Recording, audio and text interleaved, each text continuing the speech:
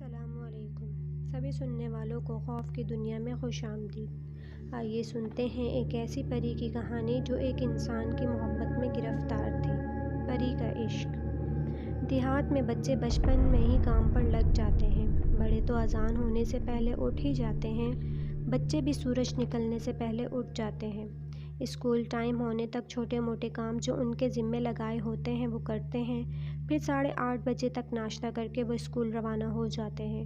School کے بعد مویشیوں کو چارہ بڑوں کے ساتھ مل کر ڈالنا، جانوروں کو پانی پلانا، ان کو ہانک کر ادھر زمین سے گھر کی طرف لے کر جانا، یہ کام تو 10 سے 12 سال تک کے بچے بڑوں کے ساتھ مل کر کرتے ہیں۔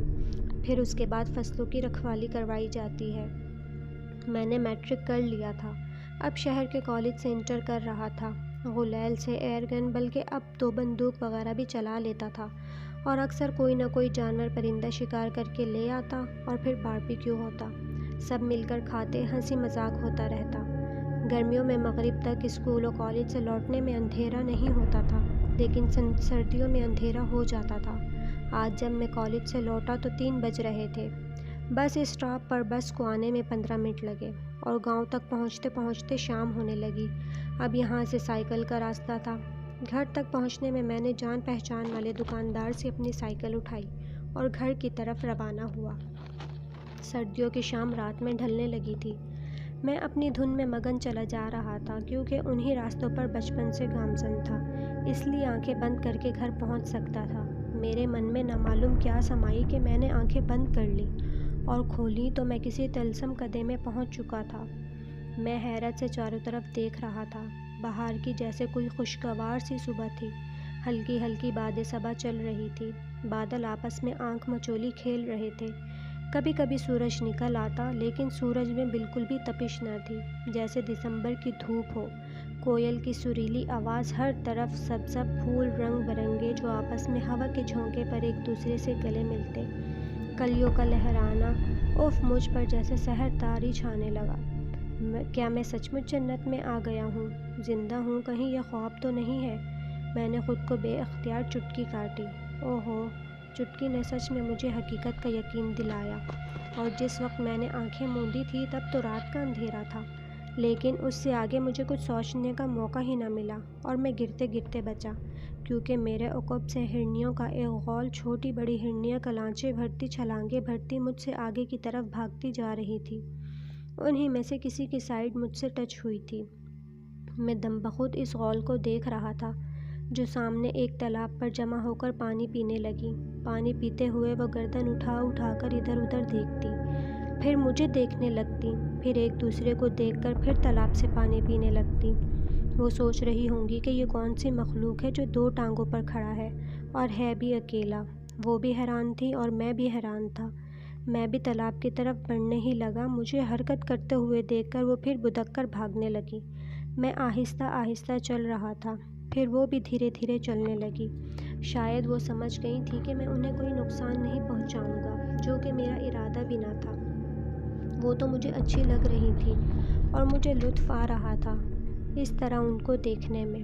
اب تالاب جو کہ خاصا بڑا تھا، مجھے اپنا اور ان ہرنیوں کے غول کا عکس بھی نظر آ رہا تھا۔ جہاں سے انہوں نے پانی پیا تھا اس جگہ دائروں کی صورت میں ہلکی ہوا چل رہی تھی اور چھوٹے چھوٹے دائرے اور لہریں بن رہی تھیں۔ باقی تالاب ساکن اور شیشے کی طرح شفاف سا تھا۔ میں نے پانی سے نگاہ اٹھا کر سامنے دیکھا۔ تالاب کے اس طرف ہرے بھرے درختوں کا جھنڈ سا تھا۔ سب ہرنیاں اس جھنڈ میں داخل ہوتے ہوتے آنکھوں سے اوجھل ہو رہی تھیں۔ جھنڈ بہت گھنا تھا اور ہری ہری بیلوں کی وجہ سے ایک دیوار سی ہریالی کی بن گئی تھی، اس لیے اس پار کچھ نظر نہیں آ رہا تھا۔ میں نے اپنے پیچھے نظر گھمائی۔ پیچھے چھوٹی بڑی پہاڑیوں کی گھاٹیاں تھیں اور انہی میں سے شاید یہ پانی کی پتلی سی لکیر آ رہی تھی، جو کہ یہاں پر کھلے میں بڑا سا تالاب بن رہا تھا اور پھر آگے جھنڈ تک جا رہا تھا۔ ساری ہرنیاں جا چکی تھیں، صرف ایک ہرنی میرے آگے خرامہ خرامہ چل رہی تھی۔ بہت پیاری ہرنی ہے، میں نے سوچا، اور اس کی آنکھیں بھی بہت خوبصورت ہیں، نشیلی سی۔ میں نے پھر سوچا، شکریہ، تم بھی بہت خوبصورت ہو۔ میرے کانوں میں ایک نسوانی سریلی سی آواز آئی۔ میں چونک گیا اور ادھر ادھر دیکھنے لگا۔ یہ تو کسی لڑکی کی آواز تھی۔ یہاں تو کوئی نہیں ہے نا، میں اور تم، پھر وہی آواز آئی۔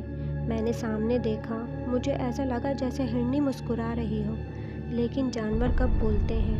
میں نے ہرنی کو مخاطب کیا، کوئی جواب نہیں آیا۔ شاید میں سٹھیا گیا ہوں، خود ہی سوال جواب کر رہا ہوں۔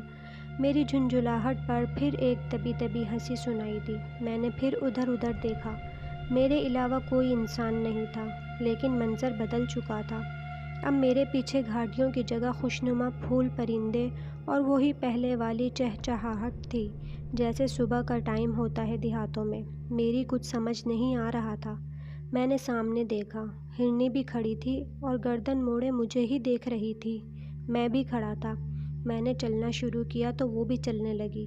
میں رک گیا تو وہ بھی رک گئی۔ میرے ہونٹوں پر مسکراہٹ بکھر گئی۔ بظاہر وہ بے خبر کھڑی تھی، لیکن اگر میں رک جاتا تو وہ بھی رک جاتی۔ میں نے تیز چلنا شروع کیا تو وہ بھی تیز تیز چلنے لگی۔ اب میں دوڑنے لگا اس کے پیچھے تو وہ بھی دوڑنے لگی۔ مجھے مزہ آنے لگا اس کھیل میں۔ میں نے سوچا میں بھگا کر اور تھکا کر پکڑ کر گھر لے جاتا ہوں۔ میں رک کر سانس لینے لگا۔ وہ بھی رک کر شاید مجھے ہی دیکھ رہی تھی، اور پھر میں تیزی سے اس کی طرف دوڑا۔ اسے شاید یہ توقع نہیں تھی۔ وہ بدکی، پھر وہ بھی کلانچے بھر بھر دوڑنے لگی۔ نہ معلوم کتنی دیر ہم دوڑتے رہے۔ میں نڈھال ہو گیا دوڑ دوڑ کر۔ ایک پتھر پر بیٹھ کر ہانپنے لگا، اور میں نے اس کی طرف نظر کی تو لگا جیسے وہ ہنس رہی ہے، کیونکہ میرے کان ہنسی سن رہے تھے، جیسے وہ میرا مذاق اڑا رہی ہو۔ اس کے اور میرے سوا تو وہاں کوئی تھا ہی نہیں۔ میرے اندر غصہ بھر گیا۔ میں نے اپنی جیب میں ہاتھ ڈال کر چھوٹے پھل والا چاقو نکالا، جو میری جیب میں رہتا تھا۔ بس دوسرے لمحے وہ ہرنی کی گردن میں تھا۔ ایک نسوانی چیخ میرے کانوں سے ٹکرائی، اور چیخ کی گونج سارے طلسم کدے میں گونجنے لگی، اور سارے پرندے اور سارے ہرن خرگوش ادھر سے ادھر بھاگتے ہوئے مجھے نظر آئے۔ میں نے گرتی ہوئی ہرنی کو دوڑ کر اپنی گود میں لے لیا، مگر وہ مر چکی تھی۔ میرا چاقو شاید اس کی شہ رگ کاٹ چکا تھا کہ وہ تڑپ بھی نہ سکی۔ میں تمہیں مارنا تو نہیں چاہتا تھا۔ میں بھی رونے لگا، اور بیٹھے بیٹھے ہی ہرنی کی سمت لڑک گیا۔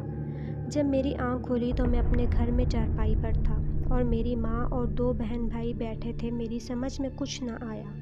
میرے ذہن پر تو وہی طلسم کدہ چھایا ہوا تھا۔ میں کسمسایا اور گردن ادھر ادھر گھمائی۔ بھائی جاگ گئے۔ میری چھوٹی بہن کی مسرت بھری چیخ ابھری، جو کہ آنکھیں بند کیے تسبیح پڑھ رہی تھی، اٹھ کر مجھ سے لپٹ گئی۔ میرے بچے، میرے لال، تو ٹھیک ہے نا میرے لال؟ ماں کے آنسو سے میرے گال بھیگنے لگے۔ ماں، میں بالکل ٹھیک ہوں۔ میں نے یادوں کے طلسم کدے سے واپس آنے اور اپنے حواس جمع کرتے ہوئے ماں کو آواز دی۔ میری آواز جیسے کہیں دور سے آتی ہوئی محسوس ہوئی۔ شکر ہے میرے خدا، تو نے میری کوکھ ٹھنڈی رکھی۔ ماں مجھے دیوانہ وار چوم رہی تھی۔ اب ہٹ جاؤ یوسف کی ماں، اسے آرام کرنے دو۔ ابا نے اندر آ کر ماں کا بازو کھینچا۔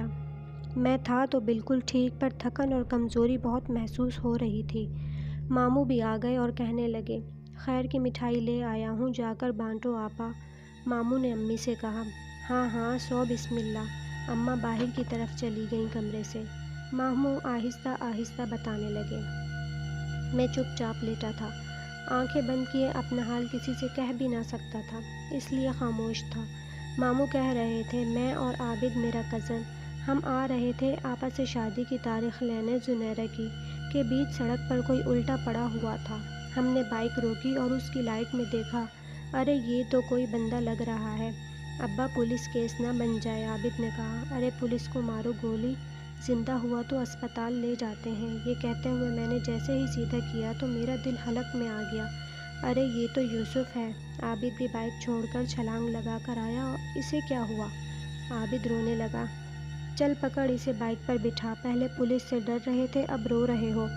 اللہ سب کے دل کا حال جانتا ہے، نیک نیت ہونا چاہیے بندے کو، ماموں نے عابد سے کہا۔ اس طرح ہم تمہیں ایمرجنسی لے گئے۔ میں نے فون کر کے تمہارے ابا کو بتایا، بس پھر تو سارا خاندان جمع ہو گیا۔ پورے 1 ہفتے اسپتال میں رہے، پھر تمہیں گھر لے آئے، کیونکہ تمہاری ماں بہت بے چین تھی۔ اب وہ عورت کہاں اسپتالوں کے چکر لگا سکتی تھی۔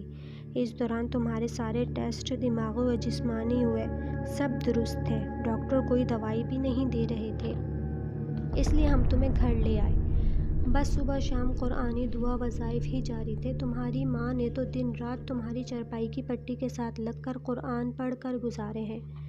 روز شام کو میٹھے چاول بچوں کو پکا کر کھلائے خدا کے نام کے۔ ماموں، میں نے انہیں پکارا کیونکہ میری آواز ان کو سنائی نہیں دی، اور میں نے ایک نظر ان کی طرف دیکھ کر آنکھیں بند کر لیں۔ ارے ہاں یوسف، تم کیا ہرنی کا شکار کرنے جنگل میں گئے تھے؟ کیونکہ جب تم بے ہوش تھے تو تمہارے ہاتھ میں ایک ہرنی کا سر تھا، وہ بھی شاپر میں ڈال کر لے آئے۔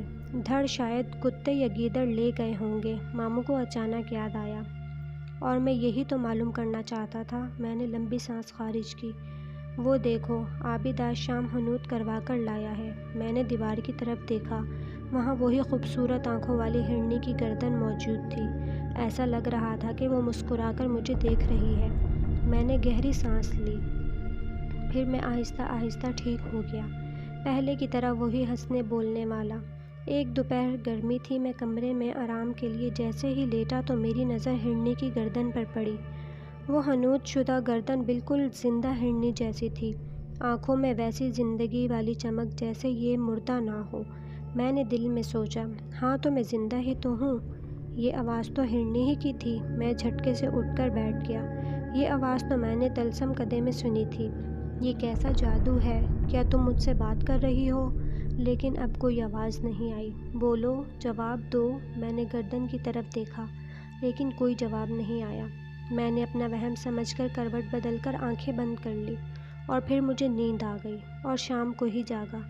پھر گھر میں میری بہن کی شادی کی تقریب ہوئی۔ میری باجی ماموں کی بہو بن کر عابد کے ساتھ ازدواجی بندھن میں بندھ کر چلی گئی۔ چھوٹے بہن بھائی امی گھر پر ہوتے تھے۔ ایک بات میں نے محسوس کی تھی کہ اب گھر والے میرے کمرے میں کم آتے جاتے تھے۔ پہلے کمرہ بڑا ہونے کی وجہ سے سب میرے کمرے میں بیٹھ کر گپ شپ کرتے تھے، اب وہ سب امی کے کمرے میں ہوتے، میرے کمرے کو باہر سے کنڈی لگی ہوتی۔ سب چیزوں میں کچھ نامعلوم سا فرق مجھے محسوس ہو رہا تھا۔ امی کی طبیعت کچھ خراب تھی، بچے برآمدے میں کھیل رہے تھے، گرمی کا موسم تھا۔ میں نے بچوں سے کہا، میرے کمرے میں آ جاؤ، میں نے اے سی چلایا ہوا ہے۔ نہیں، ہم یہیں ٹھیک ہیں، بچوں نے جواب دیا۔ اب ہمارا دل نہیں لگتا آپ کے کمرے میں۔ ڈر لگتا ہے تمہیں کیا اب؟ میں نے چھوٹی کے جواب میں پوچھا۔ نہیں نہیں، ڈر تو نہیں لگتا، وہ یہ کہہ کر اپنے کھلونے اٹھا کر دوسری طرف چلی گئی۔ میں نے ٹھنڈی سانس لی اور بیٹھ کر اس ہرنی کی طرف دیکھا۔ یہ سب تم تو نہیں ان کو مجھ سے اور میرے کمرے سے دور کر رہی ہو؟ میں دل میں ہرنی سے مخاطب ہوا۔ ہاں کر رہی ہوں، وہ مجھے ڈسٹرب کرتے ہیں، ہرنی کا جواب آیا۔ تم انہیں کوئی نقصان تو نہیں پہنچاؤ گی؟ میں نے پھر پوچھا۔ نہیں، مجھے تم سے متعلق ہر چیز پیاری ہے، کیونکہ میں تم سے بہت محبت کرتی ہوں، اپنے قاتل سے۔ وہ ہنس رہی تھی۔ ابھی میں کوئی جواب دیتا کہ ابو نے آواز دی اور میں ان کی طرف چلا گیا۔ اب میں اس سے اکثر باتیں کرتا اور اس کے ساتھ طلسم کدے میں نکل جاتا۔ وہی حیران کر دینے والے مناظر ہوتے، میں چل چل کر تھک جاتا اور وہ ویسے ہی تر و تازہ ہوتی۔ آخر وہ ایک جن زادی تھی، اور بہت ہی خوبصورت جن زادی۔ جن زاد نہیں بلکہ پری زاد۔ اس کا نام مشتی تھا، اور مشتی کا مطلب بھی خوبرو تھا۔ میں نے اس سے پوچھا، یہ اتنا خوبصورت مناظر کیسے ہیں؟ تو وہ بولی، یہ ہماری تفریح کی جگہ ہے۔ تفریح گاہ خوبصورت ہو تو مزہ آتا ہے، وہ کھلکھلائی۔ میں تمہارے طلسم کدے میں کس طرح شامل ہوا؟ میں نے دل میں مچلتا ہوا سوال پوچھا۔ اچانک ہی وہ بولی۔ میں نہ سمجھنے والے انداز میں اسے دیکھنے لگا۔ بھائی، اس دن جب میں اپنی سہیلیوں کے ساتھ تفریح کے لیے نکلی تو ہمیں بڑوں نے وقت دیا کہ اتنے وقت میں واپس آنا ہے اور جانا ہے، ورنہ زندگی بھر بھٹک جاؤ گی۔ جیسے ہی انہوں نے ہمارے لیے طلسم کدہ بچھایا، تم یہاں سے گزر رہے تھے، تم بھی اس میں آ گئے، اور جس طرح تم حیران تھے اسی طرح میں بھی حیرت زدہ تھی کہ تم کون ہو اور کہاں سے آئے ہو۔ سہیلیاں میری تیزی سے بھاگتی جا رہی تھیں، اور میں انگشت بدنا تمہیں دیکھ رہی تھی۔ تب مجھے بتایا گیا کہ تم انسان ہو اور تم بہت خوبصورت تھے۔ میں نے کبھی اتنا خوبصورت جن نہیں دیکھا تھا، اس لیے مجھے تم انسان اچھے لگے۔ پھر میں بھی تمہیں اچھی لگی، بس تمہاری میٹھی میٹھی باتیں اور تعریف سن کر میں تم پر عاشق ہو گئی، اور جب تم دوڑ دوڑ کر میرا پیچھا کرنے لگے تب مجھے بھی مزہ آنے لگا۔ لیکن مجھے یہ اندازہ بالکل نہ تھا کہ تم مجھے قتل کرو گے، تمہیں تو وہیں مار دیتے، لیکن میں نے تمہیں بچایا کیونکہ میں زخمی ہوئی تھی اس لیے تم بخش دیے گئے۔ میں نے اس سے کہا لیکن میں 8 دن تک بے ہوش رہا۔ لیکن تمہاری امی نے جو تم پر پڑھا ہے نا، اسی وجہ سے تم سالم دماغ رہے، ورنہ پاگل ہوتے۔ کبھی مجھ سے ملنے میرے گھر بھی آؤ نا۔ ہاں ہاں آؤں گی۔ یوسف اٹھ جاؤ، نماز کا ٹائم ہو رہا ہے۔ یہ امی کی آواز تھی اور میں بستر چھوڑنے لگا۔ ساری رات طلسم قدے میں ہونے کی وجہ سے تھکن ہو رہی تھی، لیکن میں جلدی سے اٹھ گیا۔ رات مشتی نے آنے کا وعدہ کیا تھا، دن تھا کہ گزرنے کا نام ہی نہیں لے رہا تھا۔ خیر دن گزرا اور میں عشاء کی نماز کے بعد کمرے میں سونے کے لیے آ گیا۔ آج کمرے میں پھول وغیرہ رکھ کر خوبصورت بنانے کی کوشش کی، خوشبوئیں بکھیرتی تھی۔ بے چینی سے انتظار کر رہا تھا۔ انتظار ختم ہوا اور میں نے جیسے ہی کمرے میں آہٹ محسوس کی، اٹھ کر بیٹھ گیا۔ سامنے کرسی پر وہ بیٹھی نظر آئی۔ اس کا ہاتھ گود میں رکھا تھا اور دوسرا ہاتھ سر سے اوپر تھا، جیسے دوپٹہ تھامے ہوئے تھی۔ میرا دل خوشی کے مارے بلیوں اچھلنے لگا۔ اسے سامنے دیکھ کر اس کا چہرہ نظر نہیں آ رہا تھا۔ کیا آج ہم سے پردہ داری ہے؟ وہ شاید ناز کر رہی تھی، میری بے قراری سے لطف اندوز ہو رہی تھی۔ دیکھو میری طرف دیکھو، ورنہ میں خود ہی اٹھ کر تمہارا گھونگھٹ ہٹا دیتا ہوں، میں نے سرشاری سے کہا۔ میں اسے ہاتھوں میں لینا چاہتا تھا، ہاتھ میں ہاتھ ڈال کر باتیں کرنا چاہتا تھا، جیسے اکثر طلسم قدے میں ہوتا تھا۔ میں شاید جلدی میں آ گئی ہوں، مجھے کچھ مسئلہ ہو رہا ہے۔ وہ گھبرائی ہوئی تھی۔ وہاں اپنی دنیا میں تو ہم اپنی طاقتوں کے ذریعے جیسا چاہے خود کو بنا لیتے ہیں، اب چھوڑو یہ نخرے۔ میں نے تیزی سے اٹھ کر اس کا گھونگھٹ ہٹا دیا۔ اوہ! اور اس کے ساتھ ہی میری چیخ نکل گئی۔ اس کا صرف دھڑ تھا۔ خوف سے گرتے ہوئے میں نے اتنا سنا، میرا چہرہ تو گردن سمیت تمہارے پاس ہے یوسف۔ اور میری آنکھ کھل گئی۔ میں نے بے اختیار دیوار کی طرف دیکھا، جہاں اس کی آنکھیں چمک رہی تھیں۔ میری ریڑھ کی ہڈی میں سرد لہر دوڑنے لگی اور میرے رونگٹے کھڑے ہوتے گئے اور میں سارا پسینے سے شرابور ہو رہا